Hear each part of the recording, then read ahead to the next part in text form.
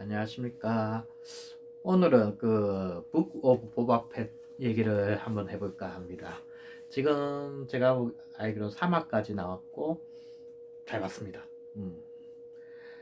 북 오브 보바펫은 솔직히 만다로리안 시즌 3라고 볼 수 있죠. 만다로리안 얘기가 나옵니다. 다만 주인공이 보바펫이란 캐릭터죠. 지금 이걸 보시고 있는 분들은 보바펫 다 아실 거라고 생각하면서 그냥 단순하게 캐릭터에 대해서 얘기를 하겠습니다. 솔직히 보바펫이란 캐릭터는 스타워즈 시리즈에서 본편에서는 그렇게 볼만한 게 많지 않습니다. 딱 조금 감지나는 단역이라고 할 수 있죠. 스타워즈 에피소드 9에서는 그냥 허무하게 죽었지만은 조금 항상 감지가 넘칩니다. 지금 보바펫 때문에 만다로리안 이 드라마가 만들어졌다고 볼 수 있습니다. 지금 딘 자린 같은 경우에도 보바펫에 어떻게 보면 아유죠. 그래서 비슷한 존적으로 만들어졌고요. 이 드라마에서 만다로리안 시즌 2에 보바펫이 나오면서 보바펫의 얘기가 나오는 건 어떻게 보면 기존사실이 됐죠. 근데 전체적으로 만다로리안 시리즈에 대해서 얘기를 할 수밖에 없는데, 저희 디즈니에서는 이번에 한 솔로 영화를 완전 실패했습니다. 한 솔로 시리즈는 완전 실패했죠. 그 이유가 뭘까요?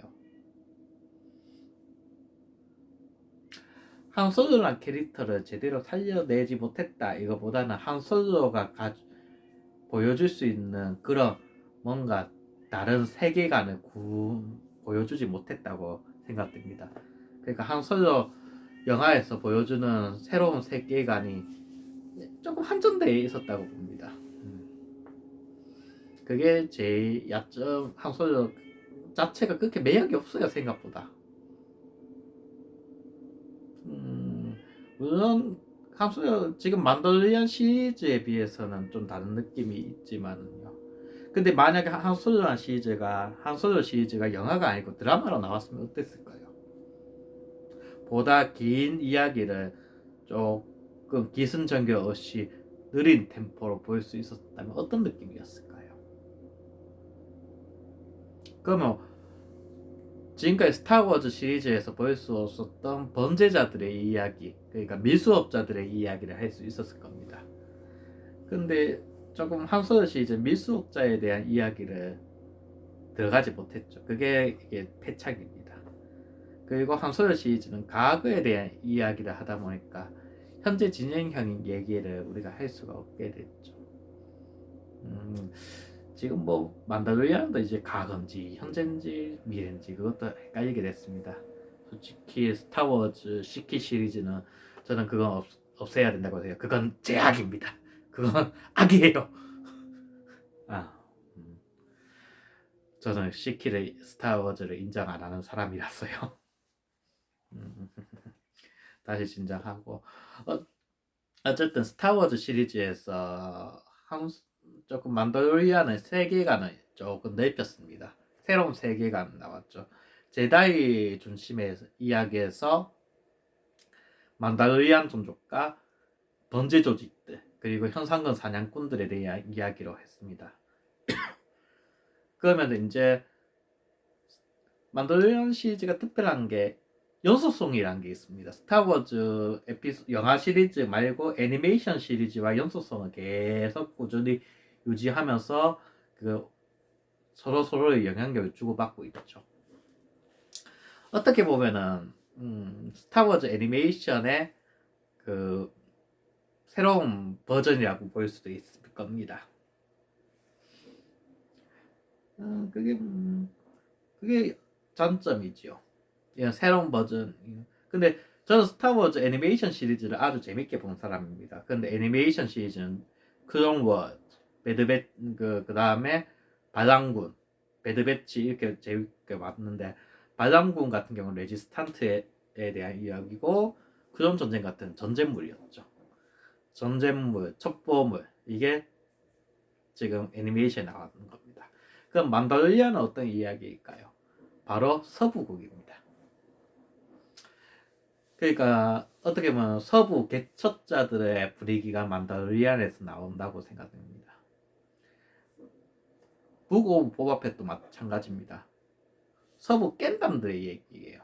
그러니까 북 오브 보바펫은 보바펫이라는 게 단순히 권력을 가지기보다는 보수국을 서부의 보수 그러니까 항양에서 무법자들이 무법자들이 하는 깬당끼리의 전쟁과 복수 그런 거를 이제 스타워즈식으로 꾸몄다고 생각됩니다.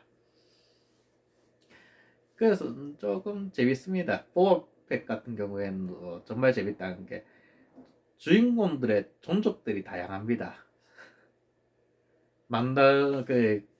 보바펫도 그렇고 저쪽에 다양한 외계인 종족들과 다양한 캐릭터들이 이 드라마에서 나오고 그걸 이끌고 가고 있습니다.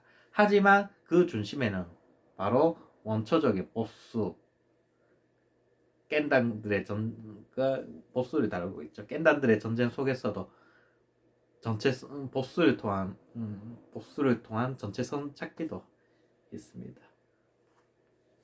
그러니까 보바펫이 단순히 권력을 잡으려는 이유가 이 무질서를 이 타투인 해서의 무질서를 갈아엎고 자기가 이제 복수를 하려는 그런 게 있는 것 같습니다. 저도 뭐 제가 제 해석입니다. 제 해석이 틀릴 수도 있지만요. 어쨌든 그런 식으로 저는 보바펫 3 시즌 3까지를 봤습니다. 근데 이제 앞으로 이제 보면은 저도 그냥 내용만 들었는데 앞으로 보바펫 만다로리안 시리즈와 더 밀접한 연관을 맺을 거고 그리고 또 그 과정에서 이제 일단 걸로 종결돼 이번 시즌으로 종결이 된 미니 시리즈가 될 것 같습니다. 계속 이제 다음부터 만다로리안 시즌 3가 나오겠죠. 그게 나을 것 같습니다. 여기에서 나오는 캐릭터들도 다들 나이가 많이 먹었거든요. 그러니까 이게 보바펫이 젊은 사람이고요. 나이 먹은 항상군 사냥꾼의 어떻게 보면 전착기라고도 볼 수 있죠. 저도 이제 나이를 40 얻다 보니까 제가 무엇을 이루었는지 그렇게 좀 의심이 되더라고요. 그런 식으로 보면은 보바펫도 그 괴물 그뭐 사막 괴물 갑자기 이름 생각이 안 납니다. 사막 괴물의 뱃속에서 그리고 새로운 가족을 만나면서 자신의 정체성에 대해 자신의 성과에 대해서 다시 한번 생각을 하게 된 것일 수도 있습니다. 그러면서 다이묘가 된 것도 자신의 정체성 찾기일 겁니다.